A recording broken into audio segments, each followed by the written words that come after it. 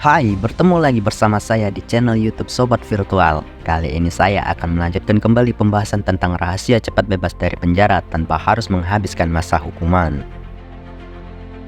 Sebagaimana telah dijelaskan pada video sebelumnya, berdasarkan Undang-Undang Nomor 22 Tahun 2022 tentang Pemasyarakatan, dalam pasal 10 dijelaskan bahwa narapidana yang telah memenuhi syarat tertentu tanpa terkecuali berhak atas remisi, asimilasi, cuti mengunjungi atau dikunjungi keluarga, cuti bersyarat, cuti menjelang bebas, pembebasan bersyarat, dan hak lain sesuai dengan ketentuan peraturan perundang-undangan.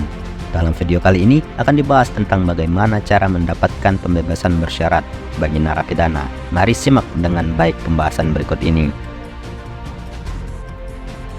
Pembebasan bersyarat adalah program pembinaan untuk mengintegrasikan narapidana dan anak ke dalam kehidupan masyarakat setelah memenuhi persyaratan yang telah ditentukan.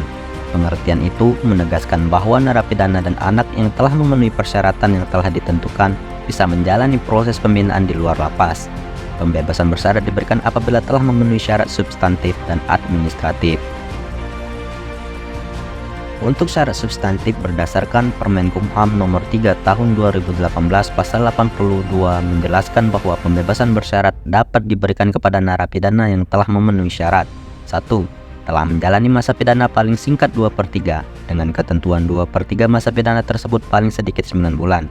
2. Berkelakuan baik selama menjalani masa pidana paling singkat 9 bulan terakhir dihitung sebelum tanggal 2/3 masa pidananya.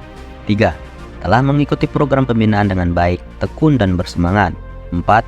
Masyarakat dapat menerima program kegiatan pembinaan narapidana. Setelah memenuhi syarat substantif tersebut, maka untuk syarat administratif berdasarkan Permenkumham Nomor 7 Tahun 2022 tentang perubahan kedua Permenkumham Nomor 3 Tahun 2018 termaktub pada pasal 83.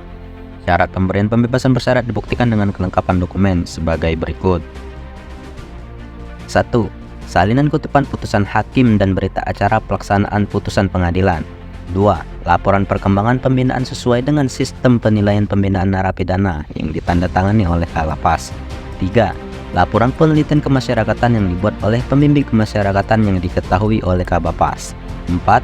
Surat pemberitahuan ke Kejaksaan Negeri tentang rencana pengusulan pemberian pembebasan bersyarat terhadap narapidana pemasyarakatan yang bersangkutan. 5. Salinan register F dari Kalapas. 6. Salinan daftar perubahan dari Kalapas. 7. Surat pernyataan dari narapidana tidak akan melakukan perbuatan melanggar hukum. 8. Surat jaminan kesanggupan dari pihak keluarga, wali, lembaga sosial, instansi pemerintah, instansi swasta atau yayasan yang diketahui oleh lurah, kepala desa atau nama lain yang menyatakan bahwa narapidana tidak akan melarikan diri dan atau tidak melakukan perbuatan melanggar hukum, serta membantu dalam membimbing dan mengawasi narapidana yang mengikuti program pembinaan bersyarat. Untuk narapidana yang melakukan tindak pidana terorisme, narapidana tindak pidana narkotika paling singkat 5 tahun, dan narapidana korupsi. Selain harus memenuhi syarat tersebut juga ada syarat tambahan lainnya. Penjelasan ini akan dijelaskan pada video berikutnya. Perlu dicatat juga bahwa berdasarkan Undang-Undang Nomor 22 Tahun 2022 tentang Pemasyarakatan pada pasal 10 ayat 4 dijelaskan bahwa pemberian hak di atas tidak berlaku bagi narapidana yang dijatuhi pidana penjara seumur hidup dan pidana mati. Dari apa yang sudah dijelaskan, lalu bagaimana sih prosedur atau alur proses pengusulan pembebasan bersyarat? Prosedur atau alur proses pengusulan pembebasan bersyarat ini bisa dilihat pada video berikutnya. Baiklah, itulah penjelasan bagaimana cara mendapatkan pembebasan bersyarat bagi narapidana. Terima kasih telah menonton video kami yang membahas cara mendapatkan pembebasan bersyarat bagi narapidana.